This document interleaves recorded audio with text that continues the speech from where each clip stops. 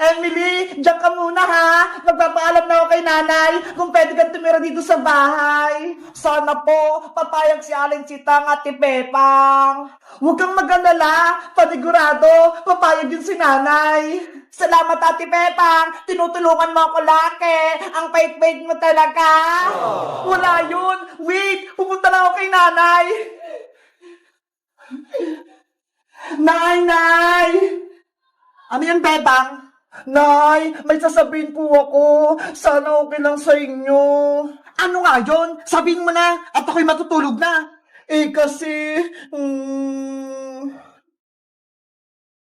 Pwede po bang dito na lang tumira si Emily, Nay? Pwede po bang dito na lang siya matutulog sa bahay natin? Anong sabi mo, Bebang? Mag-aalaga ka ng bata dito pa sa bahay? Opo, ayun po si Emily na yun. Hello po, Aling Sitang. Diyos mo, yun naman, Bebang. Saan mo naman napulot yung bata na yan? Baka hinahanap pa ng magulang niya? Matagal ko na pong kaibigan si Emily, Nay. Tsaka, ulila na po siya. Wala na po siyang magulang. Wala na siyang matitirahan.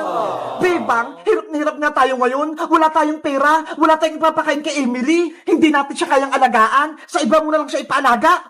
Pero Nay, wala na pong mapupuntahan si Emily. Wala na siyang kamag-anak. Wala na po siyang nanay. Wala na rin po siyang tatay. Kaya kung pwede, gugupin na lang po natin si Emily. Hindi pwede, Bebang. Huwag mo akong bigyan ng problema. Yare, ayaw ata sa akin ni Aling Sitang. Please, Nay, kahit saglit lang. Dito na muna tumira si Emily. Pag sinabi kong ayoko, ayoko. Palabasin mo na si Emily. Oh, no! Ate Pepang, ano pong sinabi ni Aling Sitang? Umayag po ba siya? Emily, ayaw ni nanay na dito ko tumira sa amin. Sana ako matutulog, Ate Pepang. Nabahan na yung bahay namin. Huwag kang mag-alala, Emily. Hindi kita mababayaan. May naisip akong paraan. Ano pong gagawin natin, Ate Bebang? Ayaw sa akin ni Aling Sitang. Kahit ayaw sa'yo ni nanay, dito pa rin kita matutulugin sa bahay. Paano ko? Nakikita tayo ng nanay mo. Meron akong baybayin dun sa may taas. Dun kita matutulugin. Talaga, Ate Bebang? Tara, umakyat tayo para makita mo. Yay! Huwag kang maingi, Emily. Baka marinig ka ni nanay. Oopsie! Akyat na tayo.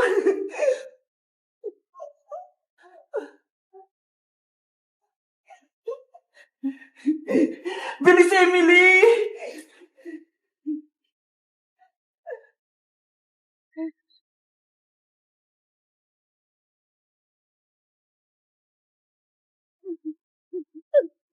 Ano kayang itsura ng tutulugan ko? Charot! Dito ka matutulog, Emily, sa aking baybahayan. Wow! Ang ganda! Ang laki pa! Habang wala ka pang bahay, dito ka muna tumira. Bilis! Pumasok ka na sa loob! Okay pa! Ay! Ang lambot-lambot na bupuan! Tapos may mga stat toys pa! Wow! Ano? Nagustuhan mo ba yung baybayan mo, Emily? Opo, Ate Bebang! Ang ganda-ganda! Maluwag! Ang sarap-sarap matulog siguro dito! Pero, sikreto lang to. Huwag kang maingay para hindi tayo mamuking ni nanay.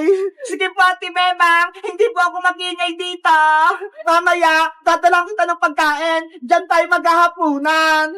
Yay! Magbabaybayan kami, Ate Bebang. Ang saya-saya ko talaga.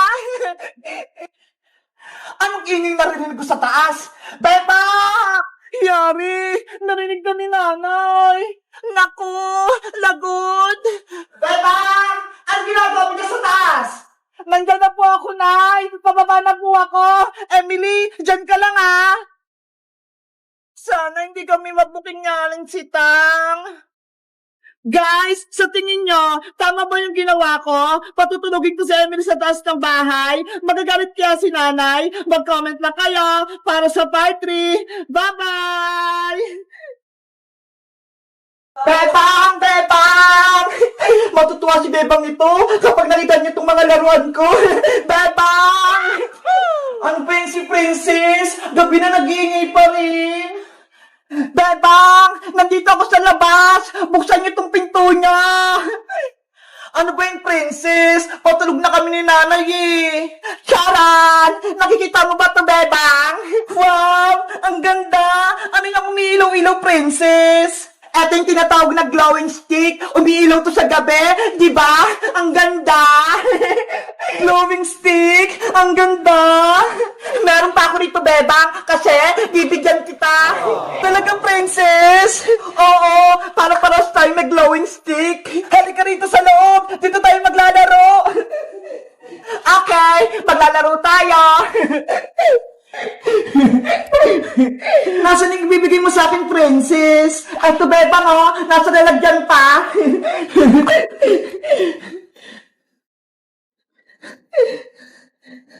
Wow! Ang dami pa nga! Itinira ko yung para sa'yo para masubukan mo rin maglaro ng glowing stick. Salamat, Princess, ha? Paano ba ito pailawin? Hindi ko alam eh. Madali lang, Bebang. Panoorin mo yung gagawin ko, ha? Ang gagawin mo lang, babaliin mo lang tong glowing stick para lumabas yung ilaw niya. Tignan mo, ho! Lumiwanag na! Ay, ganun lang pala. Akala ko mahirap. Subukan mo rin, Bebang. Okay, susubukan ko tong isa.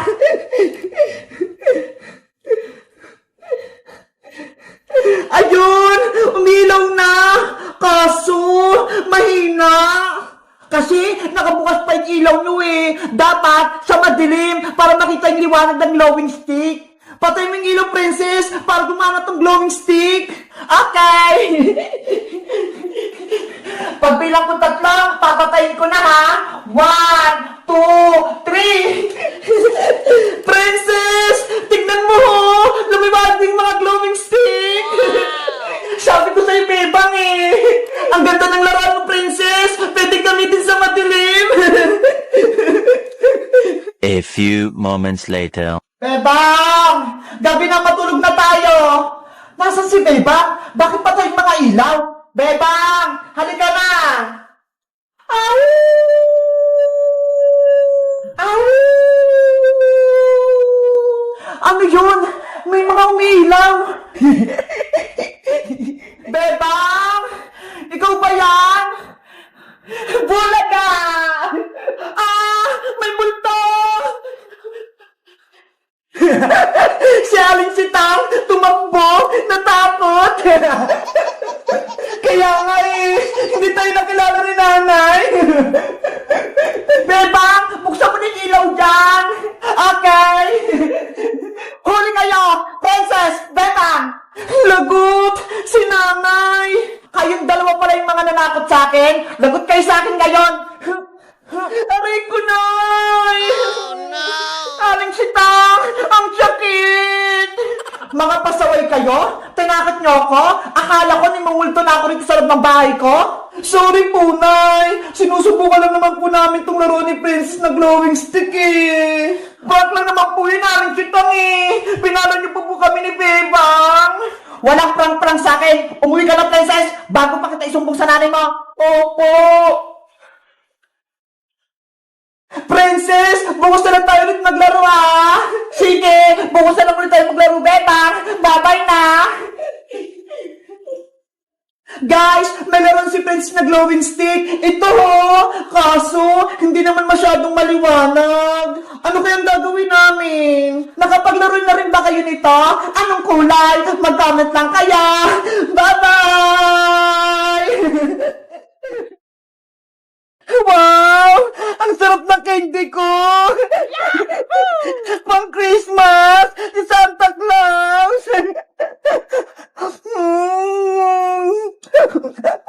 Wow! Princess, pengin naman ako ng candy mo! Ayaw ko nga, Bebang! Akin lang kaya to! Sige na! Gusto ko rin yung matikman! Mag-isa na nga lang to eh! Ihingi ka pa! Wala kasi akong lollipop eh. Saan mo ba yung nabili? Pinabaon to sa akin ni nanay. Binili niya sa mall. Kaya wala akong katulad na lollipop. Tignan mo. Sana, meron din akong lollipop na tulad kay Princess. Ang sarap talaga ng lollipop ka. Princess, sige na. Patikin din ako niyan. Ang kulit naman ni Bebang. Sabi nga ng akin lang to eh. Please, maawa ka na sa akin. Sige na nga, pero tilaan mo lang ah. Oo, promise. Eto na, nga.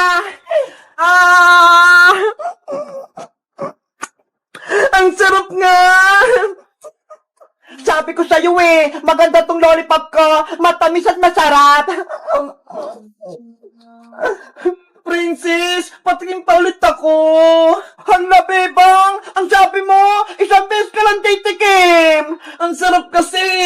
Sige na, please, titikman ko ulit. Si Bebang naman eh, hingi pa ulit. Sige na nga. Wow! Tama na, Bebang! Inubos mo yung lollipop ko! Bebang! Bitaw mo na yung lollipop ko!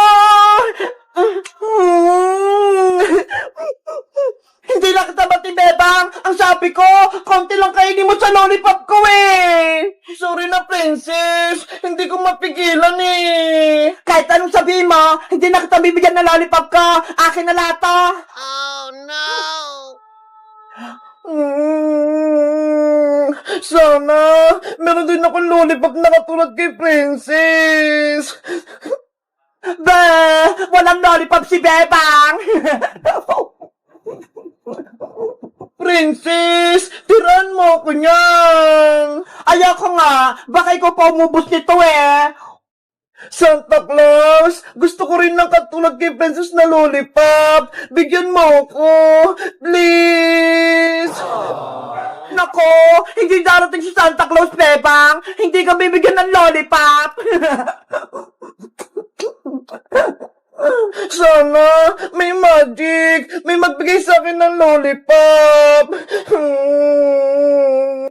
Ate Bebang, nandiyan ka po ba? Mateo, pasok ka.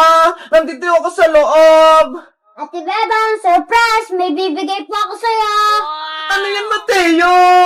Mga candy po ito at lollipop para po sa'yo. Totoo? Akin yan, Mateo? Opo, may nagbigay po sa akin na ito sa labas. Sa inyo daw po. Kunin mo na po. Ang galing! Natupad yung wish ko! Ang dami ko ng candy! Patay mga lollipop! Ang dami candy at lollipop ni Bebang! Yahoo! Marami na akong pagkain! Iba-iba! Bebang, di ba pati tayo? Tikman mo na tong lollipop ka! Sa'yo na ta! Hala, kanina, ayaw mo akong bigyan, Princess. Ang sabi mo pa nga, hindi mo na ako kaibigan. Kanina pa yun, syempre. Pero ngayon, bati na tayo. Kaya sa'yo na lahat ng lollipop ka. Ayoko na yan, Princess. Ang konti-konti lang yan eh. Tsaka, may lollipop na rin ako na katulad niyan. Eto ho. Beba, bati na tayo. Bigyan mo ko ng maraming candy. Eto sa'yo, Princess. Eto lang, malit na lollipop. Tama na yan sa'yo, kasi nabusog ka na sa lollipop mo kanina eh. Bebang, bigyan mo ko ng madami. Yung isang basket. Oh no! Guys, sa tingin nyo, bibigyan ko ba si Princess ng lollipop pati candy? Ha? Mag-comment lang kayo at mag-subscribe. Bye-bye!